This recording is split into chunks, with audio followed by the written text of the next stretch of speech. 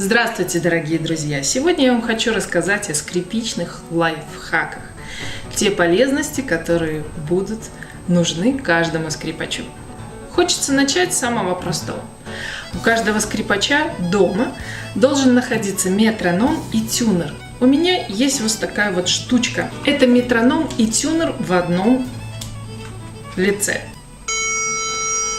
Это тюнер, вы можете подстроить свою ноту ля. Также, независимо от этого, вы можете подстроить и другие нотки, как вы слышите. Да? А также метроном. Здесь вы можете ускорять темп,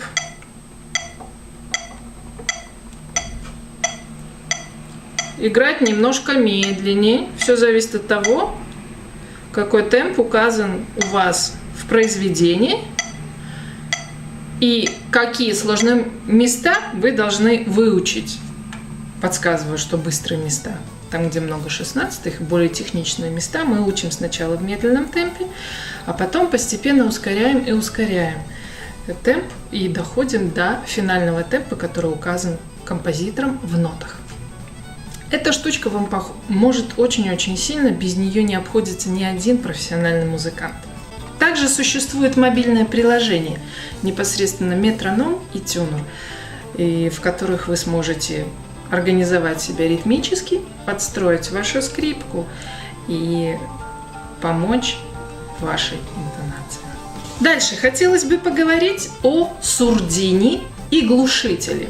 Сурдина — это маленькая черная штучка, которая находится у всех профессиональных скрипачей и струнников на инструменте. Сурдина приглушает звук и делает его более бархатным и затаенным. Это звук скрипки без сурдины. Одеваем сурдину и слушаем эффект.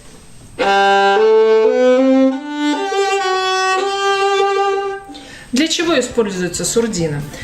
Некоторые используют ее для своих занятий домашних, для того, чтобы немножко приглушить звук и чтобы соседи не жаловались. Многие композиторы специально указывают в своих произведениях con сурдина. Это значит исполнение этого произведения, либо этого какого-то кусочка с сурдиной. Поэтому музыканты всегда имеют сурдину на скрипке. Что же касается еще одной вещи. Глушитель. Продается везде. Глушитель от слова заглушать. И слушаем, что получается.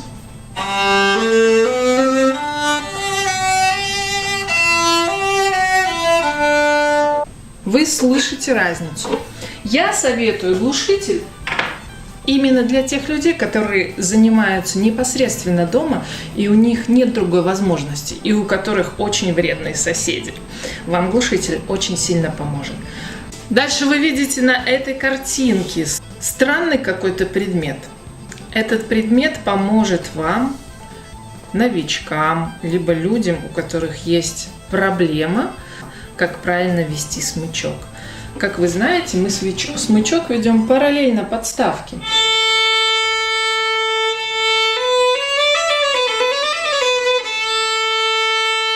Но для начинающих очень сложно проконтролировать и правую, и левую руку, и поэтому наш смычок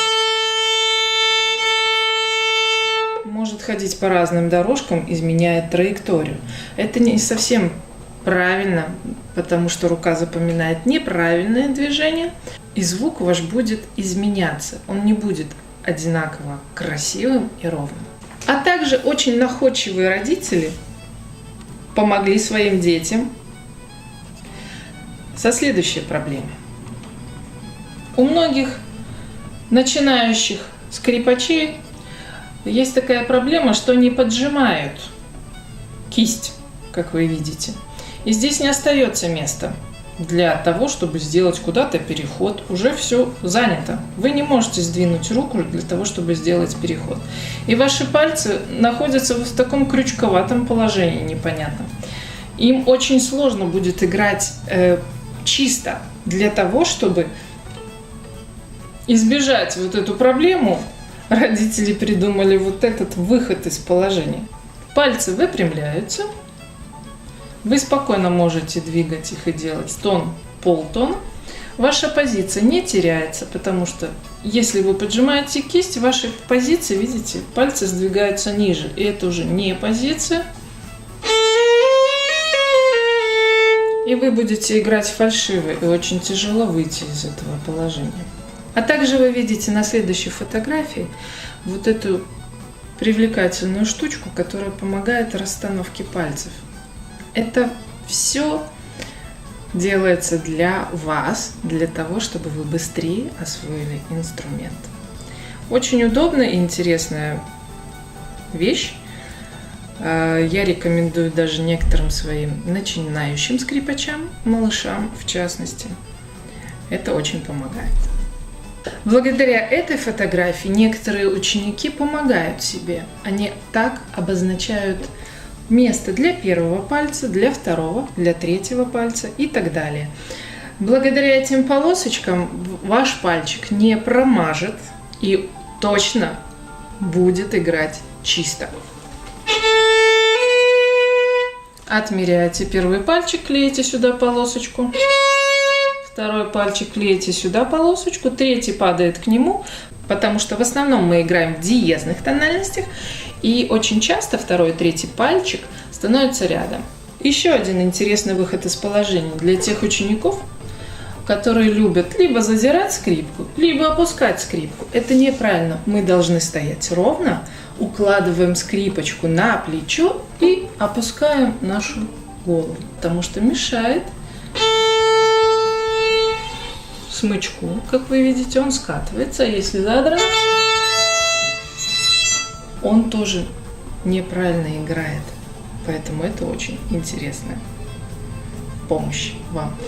Дорогие друзья, если вам понравилось это видео и вы считаете его полезным, ставьте лайки и подписывайтесь на мой канал.